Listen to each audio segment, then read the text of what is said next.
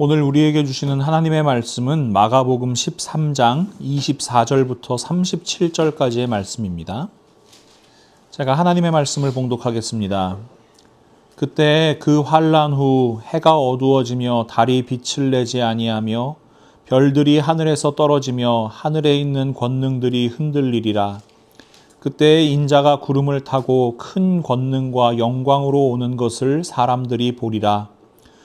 또 그때 그가 천사들을 보내어 자기가 택하신 자들을 땅끝으로부터 하늘 끝까지 사방에서 모으리라. 무화과 나무의 비유를 배우라. 그 가지가 연하여지고 잎사귀를 내면 여름이 가까운 줄 아나니, 이와 같이 너희가 이런 일이 일어나는 것을 보거든 인자가 가까이 곧 문 앞에 이른 줄 알라. 내가 진실로 너희에게 말하노니 이 세대가 지나가기 전에 이 일이 다 일어나리라.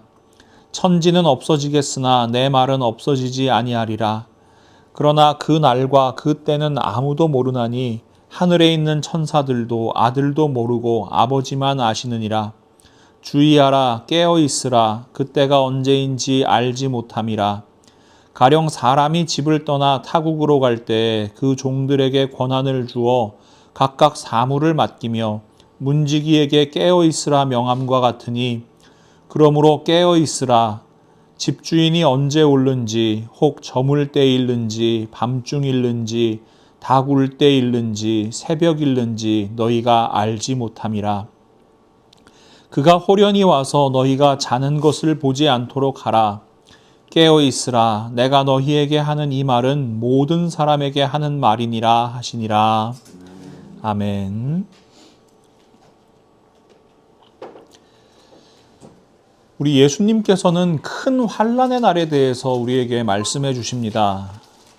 지난주 본문 말씀인데요. 마가복음 13장 19절 말씀을 보시면, 이는 그 날들이 환난의 날이 되겠습니다. 하나님께서 창조하신 시초부터 지금까지 이런 환난이 없었고 후에도 없으리라. 예수님 말씀에 따르면 노아 시대의 홍수보다 또 소돔과 고모라에 내린 불심판보다 더 큰 환난이 일어날 것입니다. 또한 이단과 사이비 종교가 창궐하고 택하신 자들을 미혹하게 될 것이라고 경고하십니다. 마가복음 13장 22절 말씀, 거짓 그리스도들과 거짓 선지자들이 일어나서 이적과 기사를 행하여 할 수만 있으면 택하신 자들을 미혹하려 하리라.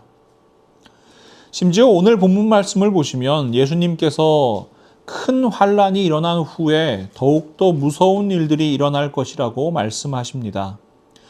오늘 본문 24절과 25절 말씀을 보시면, 그때 그 환난 후 해가 어두워지며 달이 빛을 내지 아니하며 별들이 하늘에서 떨어지며 하늘에 있는 권능들이 흔들리리라.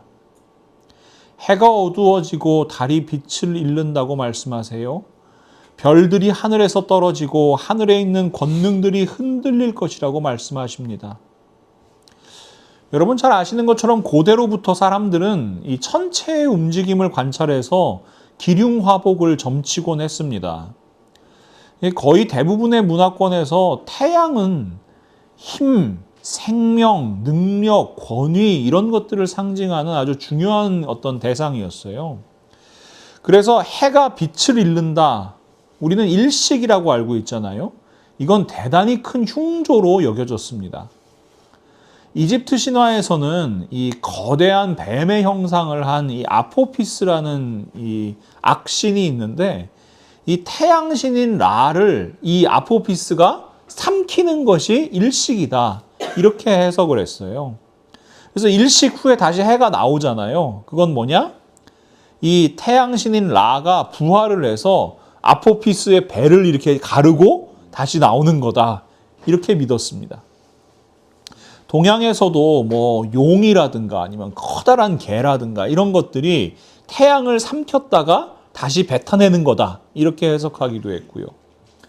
조선시대에는 일식이라는 현상을 이 왕이 국정을 잘못해가지고 백성들이 억울함이 많으면 하늘이 노하는 것이라고 생각했어요. 그래서 왕이 일식이 일어나는 동안에 궁궐 뜰에 서가지고 이 여러 이 문무백관들하고 같이 기도를 올리는 구식례라고 하는 의식이 따로 있을 정도였습니다. 예수 그리스도께서 말씀하시는 모든 징조와 환난은 누군가에게 두려운 일입니다. 그러나 우리 그리스도인들에게 이 모든 일들은 두려움이 아닙니다. 그 이유는 이 모든 일이 있은 후에 예수 그리스도께서 다시 오실 것이기 때문입니다. 오늘 본문 26절과 27절 말씀, 그때 인자가 구름을 타고 큰 권능과 영광으로 오는 것을 사람들이 보리라. 또 그때 그가 천사들을 보내어 자기가 택하신 자들을 땅 끝으로부터 하늘 끝까지 사방에서 모으리라. 여러분, 지난주에도 제가 인용했었는데 요한일서 4장 18절 말씀 기억하실 겁니다. 사랑에는 두려움이 없습니다. 완전한 사랑은 두려움을 내쫓습니다. 두려움은 징벌과 관련이 있습니다. 두려워하는 사람은 아직 사랑을 완성하지 못한 사람입니다. 사랑을 완성하지 못한 사람, 하나님의 사랑을 깨닫지 못하고 예수 그리스도의 십자가를 믿지 못한 사람, 그 사람들에게는 예수 그리스도께서 다시 오실 그날이 두려움의 날입니다. 최후 심판의 날이기 때문입니다.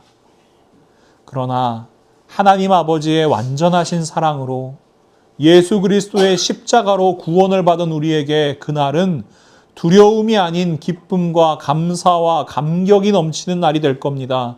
그날은 우리에게 최후 승리의 날이기 때문입니다. 그러니 우리 그리스도인들은 이러한 징조들을 분별해야만 합니다. 오늘 본문 28절과 29절 말씀을 보시면 예수님께서 이렇게 말씀하시죠. 무화과 나무의 비유를 배우라. 그 가지가 연하여지고 잎사귀를 내면 여름이 가까운 줄 아나니 이와 같이 너희가 이런 일이 일어나는 것을 보거든 인자가 가까이 곧 문 앞에 이른 줄 알라. 제가 이쪽 동네 살면서 계절이 바뀌는 걸 분명히 알 수 있는 게 있어요. 저쪽 북쪽에 있는 산 위에 이 하얀 눈이 쌓여 있으면은 이제 날씨가 추워지고 겨울이 되는구나. 그리고 그 눈이 녹아서 없어지면 이제 봄이 오고 여름이 오겠구나. 이게 금방 알 수가 있는 거예요. 이렇게 자연현상을 보면서 날씨도 분별해요. 계절도 분별해요. 그런데 사람들이 이 시대는 분별하지를 못해요. 예수님께서 이런 사람들을 향해 책망하시거든요. 누가복음 12장 54절부터 56절 말씀. 또 우리에게 이르시되 너희가 구름이 서쪽에서 이는 것을 보면 곧 말하기를 소나기가 오리라 하나니 과연 그러하고 남풍이 부는 것을 보면 말하기를 심히 더우리라 하나니 과연 그러하니라. 외식하는 자여 너희가 천지의 기상은 분간할 줄 알면서 어찌 이 시대는 분간하지 못하느냐. 사랑하는 성도 여러분, 시대가 악합니다. 그래서 분간해야 합니다. 분별해야 합니다. 예수 그리스도의 말씀이 반드시 이루어질 것을 믿음으로 분별해야 합니다. 그 말씀 붙들어야 합니다. 예수님께서 말씀하시잖아요. 천지는 없어지겠으나 내 말은 없어지지 아니하리라. 베드로 사도는 이사야 40장 6절부터 8절 말씀을 인용해서 이렇게 선포해요. 베드로전서 1장 24절과 25절 말씀입니다. 그러므로 모든 육체는 풀과 같고 그 모든 영광은 풀의 꽃과 같으니 풀은 마르고 꽃은 떨어지되 오직 주의 말씀은 세세토록 있도다 하였으니 너희에게 전한 복음이 곧 이 말씀이니라. 예수 그리스도의 약속은 사라지지 않습니다. 그 말씀은 반드시 이루어집니다. 어떤 말씀입니까? 요한복음 3장 16절 하나님이 세상을 이처럼 사랑하사 독생자를 주셨으니 이는 그를 믿는 자마다 멸망하지 않고 영생을 얻게 하려 하심이라. 아멘. 이 약속의 말씀 붙들고 함께 갑시다. 끝까지 견디는 자는 구원을 받으리라 약속하신 예수 그리스도께서 우리와 함께 하시고 우리의 삶을 응원하십니다. 그런 예수님께서 우리에게 분명하게 말씀하십니다. 깨어 있으라고요. 오늘 본문 32절과 33절 말씀. 그러나 그 날과 그 때는 아무도 모르나니 하늘에 있는 천사들도 아들도 모르고 아버지만 아시느니라. 주의하라, 깨어 있으라. 그때가 언제인지 알지 못함이라. 깨어 있으라. 내가 너희에게 하는 이 말은 모든 사람에게 하는 말이니라 하시니라. 지난 주일에도 말씀드렸는데요. 그 날과 그 때를 알고 있다고 주장하는 것은 무조건 이단이고 무조건 사이비 종교입니다. 그 날과 그 때를 알지 못해요. 그래서 우리는 항상 깨어 있어야 합니다. 근데 여러분, 깨어 있으라. 이건 무슨 말이에요? 깨어 있으라 이렇게 번역된 헬라어 아그리프네오 혹은 그레고레오 모두 깨어 있다, 잠을 자지 않고 있다, 뭐 정신을 차리고 있다, 지켜보고 주목하고 있다, 뭐 이런 뜻이거든요. 그래서인지 깨어 있음에 대한 오해가 많아요. 여러분 철야기도 해보셨어요? 네. 철야기도가 무슨 뜻이에요? 천한자가 이게 한자로는 이렇게 쓰거든요. 통할 철자, 꿰뚫을 철자에다가 밤 야자를 써요. 그래서 밤을 꿰뚫는다. 이게 국어사전적으로는 잠을 자지 않고 밤을 보낸다. 이런 의미예요. 잠을 자지 않고 밤새도록 기도하는 게 철야 기도입니다. 새벽 기도랑 더불어서 한국교회에서 참 많이 강조했던 종교 행위입니다. 철야 기도, 새벽 기도 둘 다 공통점이 있죠. 깨어 있어야 된다는 거예요. 잠을 포기해야 된다는 거예요. 남들 다 자는 시간에 깨어서 기도를 해야 된다는 거예요. 근데 여러분께 한번 여쭤볼게요. 밤새도록 기도하면 정말 깨어 있는 겁니까? 남들 잘 때 안 자고 깨어서 기도하면 정말 깨어 있는 겁니까? 철야 기도와 새벽 기도에 그렇게 부르짖으면서 기도한 내용들이 어떤 것인지 돌아보면 쉽게 알 수 있을 겁니다. 이게 참 헷갈리는 거예요. 근데 여러분, 어떤 개념이 헷갈릴 때는요, 그 반대의 것을 생각해 보면 의미가 명확해지는 경우가 있거든요. 예수님께서 오늘 본문 36절에 이렇게 말씀하세요. 그가 호련히 와서 너희가 자는 것을 보지 않도록 하라. 깨어있는 것이 무엇인가 명확하게 알기 위해서는요, 반대로 그럼 자는 것은 무엇인가 여기에 대해서 묵상을 해보면 보다 이 의미가 명확해집니다. 그럼 자는 것은 무엇일까요? 성경은 스데반 집사의 순교 장면을 이렇게 묘사해요. 사도행전 7장 59절과 60절 말씀입니다. 그들이 돌로 스데반을 치니 스데반이 부르짖어 이르되 주 예수여 내 영혼을 받으시옵소서 하고 무릎을 꿇고 크게 불러 이르되 주여 이 죄를 그들에게 돌리지 마옵소서 이 말을 하고 자니라. 분명 스데반 집사는 죽는 거잖아요. 그런데 성경은 잠들었다라고 표현을 합니다. 이 유대인들의 이 생각 속에는 잠드는 것이 죽는 것과 다름없다 이런 생각을 가지고 있어요. 이 스데반 집사님의 기도는 예수님의 기도와 많이 닮아 있는데요. 누가복음에서는 예수님의 마지막 기도를 이렇게 기록합니다. 누가복음 23장 46절 말씀. 예수께서 큰 소리로 불러 이르시되 아버지 내 영혼을 아버지 손에 부탁하나이다. 스데반 집사가 주 예수여 내 영혼을 받으시옵소서 기도한 거랑 똑같잖아요. 이 기도는요, 시편 31편 5절 말씀을 인용한 기도인데요. 내가 나의 영을 주의 손에 부탁하나이다. 진리의 하나님 여호와여 나를 속량하셨나이다.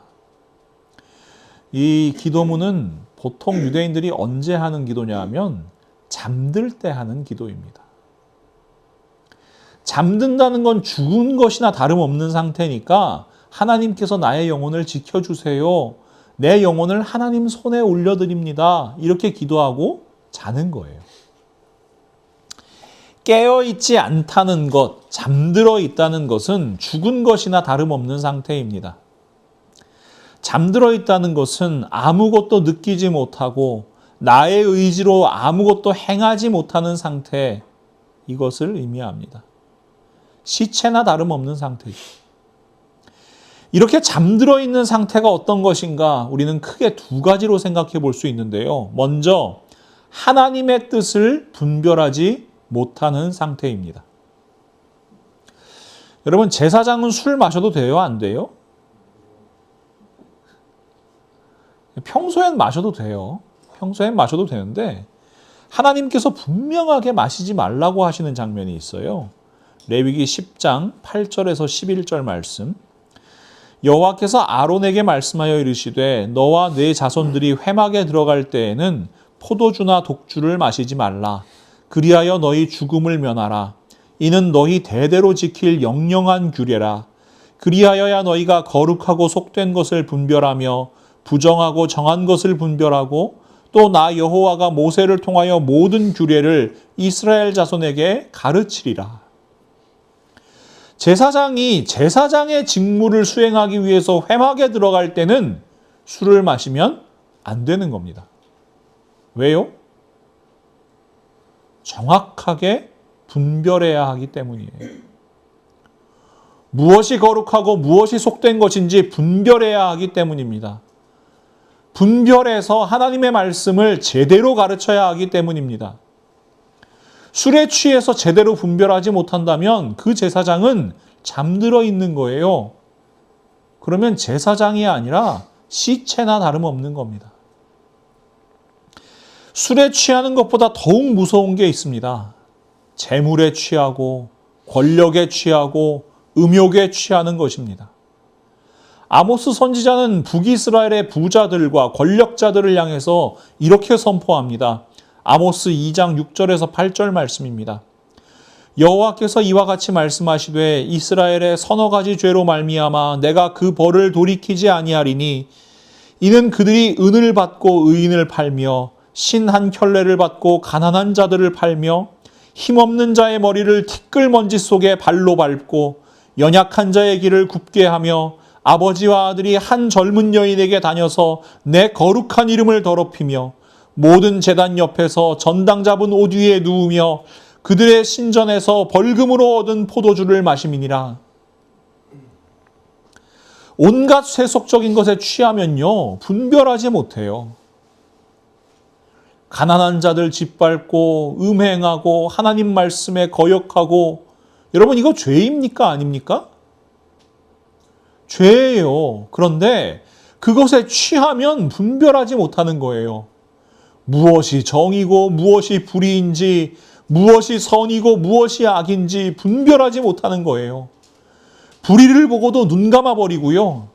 불의를 행하면서도 자기 자신에게 이익만 된다면 그것이 정의라고 생각하는 거예요. 하나님의 뜻을 분별하지 못한다면 잠든 상태입니다. 시체와 다를 바 없는 상태입니다. 잠들어 있는 상태, 죽은 것과 같은 상태에 또 한 가지 특징이 있는데 그것은 하나님의 뜻대로 행하지 않는다는 것입니다. 잠든 사람은 자기 의지대로 행동하지 못합니다. 여러분 혹시 렘수면이라는 거 들어보셨어요? 잠에 관심이 있으신 분은 들어보셨을 텐데 Rapid Eye Movement Sleep이라고 합니다. 그러니까 자다 보면은 사람이 이렇게 막 안구가 빠르게 움직이는 그런 이 타임들이 있어요. 우리가 잠을 자면 뇌도 쉬어야 되잖아요. 그래서 잠을 자는 동안에는 뇌파가 이 서파 아주 천천히 움직이면서 뇌도 휴식을 취하는데요. 이 렘 수면 상태가 되면 갑자기 뇌파가 마치 깨어있는 상태처럼 빨라져요. 그러면서 이 눈알도 막 움직이는 거예요. 그런데 이 뇌가 거의 깨어있는 상태랑 똑같은데 이 몸은 어때요? 이완되어 있기 때문에 움직이지 않아요. 우리가 잠을 자는 동안 이 20%에서 25% 정도가 렘 수면 상태입니다. 그때 꿈꾸는 거. 예, 보통 그때 이제 꿈을 꾼다고 이제 많이 추정을 하고 있어요. 이 제가 생리심리학 공부를 하면서 이런 내용을 들었는데 그때 떠오른 말씀이 한 구절 있어요. 야고보서 말씀인데요. 야고보서 2장 14절에서 17절 그리고 26절 말씀입니다. 내 형제들아 만일 사람이 믿음이 있노라 하고 행함이 없으면 무슨 유익이 있으리요? 그 믿음이 능히 자기를 구원하겠느냐? 만일 형제나 자매가 헐벗고 일용할 양식이 없는데 너희 중에 누구든지 그에게 이르되 평안히 가라, 덥게 하라, 배부르게 하라 하며 그 몸에 쓸 것을 주지 아니하면 무슨 유익이 있으리요? 이와 같이 행함이 없는 믿음은 그 자체가 죽은 것이라. 영혼 없는 몸이 죽은 것 같이 행함이 없는 믿음은 죽은 것이니라. 하나님 말씀을 안다면, 예수 그리스도를 믿는다면 행해야 합니다. 렘수면하고 똑같지요. 뇌파는 움직여요. 머리로는 알아요. 지식은 있어요. 그런데 몸은 움직이지 않는다면 그 사람 일어난 겁니까? 잠들어 있는 겁니까? 여전히 잠들어 있는 겁니다. 예수 그리스도께서 다시 오시는 날 영광의 보좌에 앉으셔서 모든 민족을 부르실 겁니다. 그리고 그 민족들을 구분하실 겁니다. 양은 그 오른편에 두시고 염소는 그 왼편에 두실 겁니다. 예수님께서 왼편에 있는 자들에게 이렇게 말씀하세요. 마태복음 25장 41절부터 45절 말씀. 또 왼편에 있는 자들에게 이르시되 저주를 받은 자들아 나를 떠나 마귀와 그 사자들을 위하여 예비된 영원한 불에 들어가라.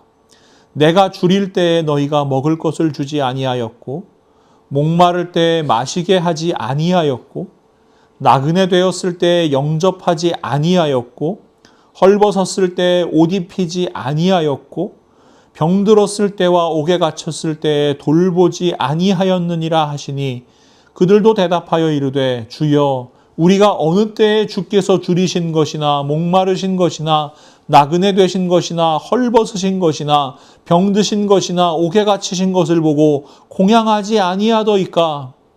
이에 임금이 대답하여 이르시되 내가 진실로 너희에게 이르노니 이 지극히 작은 자 하나에게 하지 아니한 것이 곧 내게 하지 아니한 것이니라 하시리니. 우리는 보통 어떻게 생각하냐면요. 나쁜 짓 한 사람이 심판받고 악을 저지른 사람이 지옥에 간다고 생각을 해요. 적극적으로 악을 행한 사람들이 심판의 대상이 된다고 생각하는 거예요. 그런 관점으로 보면 이 예수님의 말씀은 너무나 충격적입니다. 여러분, 이 사람들이 뭘 잘못했어요? 예수님께서는요, 적극적으로 악을 행한 것에 대해서 말씀하시는 것이 아니에요. 예수님께서는요, 선을 행하지 않는 소극적인 모습에 대해서 말씀하시는 겁니다. 한국 속담에 가만히 있으면 중간은 간다 이런 속담이 있어요. 근데 예수님의 기준에서 보면요, 선을 행하지 않고 가만히 있으면 지옥 가는 겁니다. 선을 행하지 않는다는 것은 잠들어 있는 것이기 때문입니다. 이 말씀을 분명하게 이해하시기 위해서는 제가 순종에 대해서 말씀드린 거 떠올려 보셔야 돼요. 하나님께서 천지를 창조하신 원리 아주 간단하지요. 창세기 1장 9절 또 24절 말씀 보시면 하나님이 이르시되 천하의 물이 한 곳으로 모이고 묻이 드러나라 하시니 그대로 되니라. 하나님이 이르시되 땅은 생물을 그 종류대로 내되 가축과 기는 것과 땅의 짐승을 종류대로 내라 하시니 그대로 되니라. 하나님께서 말씀하시면 그대로 되는 거예요.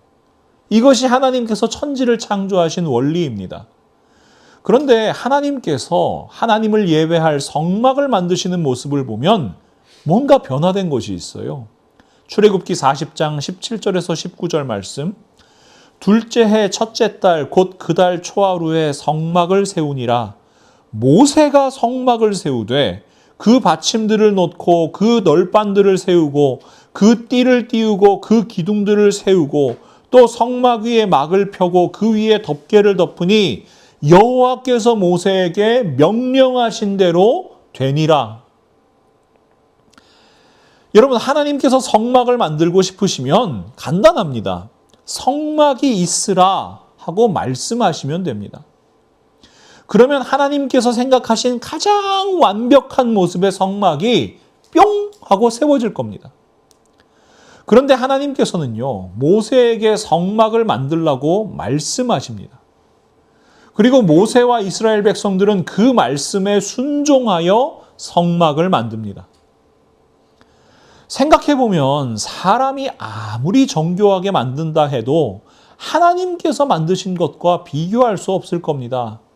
그러나 하나님께서는 이스라엘 백성들이 하나님 말씀에 순종하여 만든 성막에 대해서 여호와께서 모세에게 명령하신 대로 되니라, 그대로 되니라 하고 말씀해 주십니다. 지금 이 순간에도 하나님께서는 우리의 순종을 통해서 하나님 말씀을 이 땅에 그대로 이루어 가시는 겁니다. 불순종은 하나님 말씀 안 듣는 것이 아니라 하나님 말씀이 이루어지는 것을 막아서는 겁니다. 그래서 무거운 죄예요. 선을 행하지 않는 것, 잠들어 있는 것 마찬가지입니다. 하나님의 뜻을 알아요. 예수 그리스도를 믿어요. 그런데 그 말씀대로 살지 않아요. 행하지 않아요. 이것은 단지 소극적인 태도가 아니라 우리를 통하여 원하시는 하나님의 뜻이 이 땅에 이루어지는 것을 방해하고 막아서는 적극적인 죄인 거예요. 가만히 있으면 지옥 가는 이유가 여기 있는 겁니다. 선을 행하지 않는 것, 가만히 있는 것, 불순종이기 때문이에요. 가만히 잠들어 있다면, 하나님의 말씀 알고도 행하지 않으면 예수 그리스도의 생명을 잃어버린 시체나 다름없는 것입니다. 그러니 염소로 구분되는 겁니다. 사랑하는 믿음의 동역자 여러분, 잠들어 있다는 것은 하나님의 뜻을 분별하지 못하는 것이고 하나님의 뜻을 알고도 행하지 않는 것입니다. 그러니 여러분, 깨어있는 것은 무엇입니까? 하나님의 뜻을 분별하고 하나님의 뜻대로 행하는 것입니다. 예수님께서 우리 모두에게 말씀하세요. 오늘 본문 34절부터 37절 말씀. 가령 사람이 집을 떠나 타국으로 갈 때 그 종들에게 권한을 주어 각각 사물을 맡기며 문지기에게 깨어 있으라 명함과 같으니, 그러므로 깨어 있으라. 집주인이 언제 올는지, 혹 저물 때일는지 밤중일는지 닭울 때일는지 새벽일는지 너희가 알지 못함이라. 그가 호련히 와서 너희가 자는 것을 보지 않도록 하라. 깨어 있으라. 내가 너희에게 하는 이 말은 모든 사람에게 하는 말이니라 하시니라. 깨어 있다는 것은 주인이 맡긴 일, 주인이 원하는 일을 하고 있는 종의 모습입니다.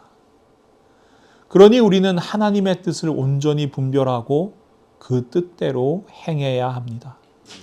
이것이 바로 깨어있는 그리스도인의 삶입니다. 누가복음 12장을 보시면 오늘 본문과 유사한 말씀이 기록되어 있는데요. 베드로가 예수님께 여쭤봅니다. 누가복음 12장 41절에서 48절 말씀.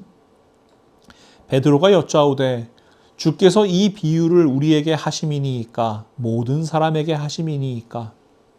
주께서 이르시되 지혜 있고 진실한 청지기가 되어 주인에게 그 집 종들을 맡아 때를 따라 양식을 나누어 줄 자가 누구냐.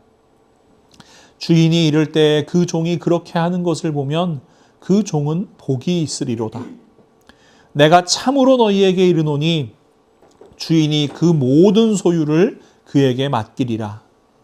만일 그 종이 마음에 생각하기를 주인이 더디 오리라 하여 남녀 종들을 때리며 먹고 마시고 취하게 되면 생각하지 않은 날 알지 못하는 시각에 그 종의 주인이 이르러 엄히 때리고 신실하지 아니한 자에 받는 벌에 처하리니. 저는 이 47절과 48절 말씀을 항상 마음에 새기는데요. 주인의 뜻을 알고도 준비하지 아니하고 그 뜻대로 행하지 아니한 종은 많이 맞을 것이요 알지 못하고 맞을 일을 행한 종은 적게 맞으리라.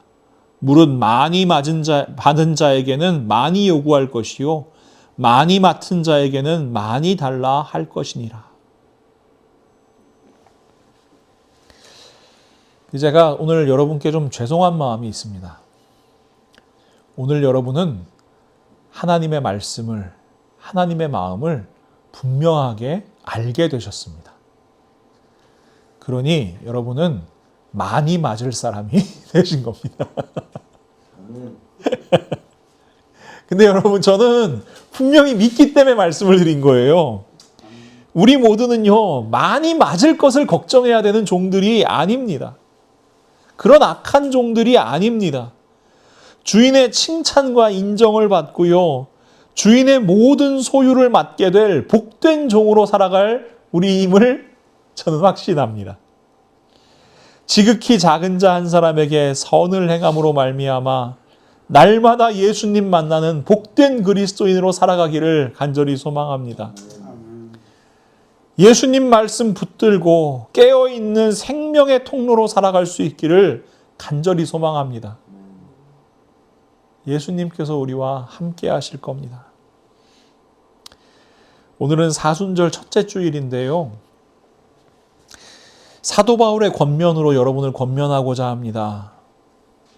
예수님께서 이 땅에 오신 이유, 그리고 우리가 이 땅을 살아가는 이유가 무엇인지 분명히 함께 마음에 품었으면 좋겠거든요. 우리 에베소서 2장 1절부터 10절 말씀, 새번역 성경인데 우리에게 주시는 하나님의 말씀으로 함께 읽으며 그 음성 듣도록 하겠습니다. 여러분도 전에는 허물과 죄로 죽었던 사람들입니다. 그때 여러분은 허물과 죄 가운데서 이 세상의 풍조를 따라 살고 공중의 권세를 잡은 통치자, 곧 지금 불순종의 자식들 가운데서 작용하는 영을 따라 살았습니다. 우리도 모두 전에는 그들 가운데에서 육신의 정욕대로 살고 육신과 마음이 원하는 대로 행했으며 나머지 사람들과 마찬가지로 날 때부터 진노의 자식이었습니다. 그러나 하나님은 자비가 넘치는 분이셔서 우리를 사랑하신 그 크신 사랑으로 말미암아 범죄로 죽은 우리를 그리스도와 함께 살려주셨습니다. 여러분은 은혜로 구원을 얻었습니다.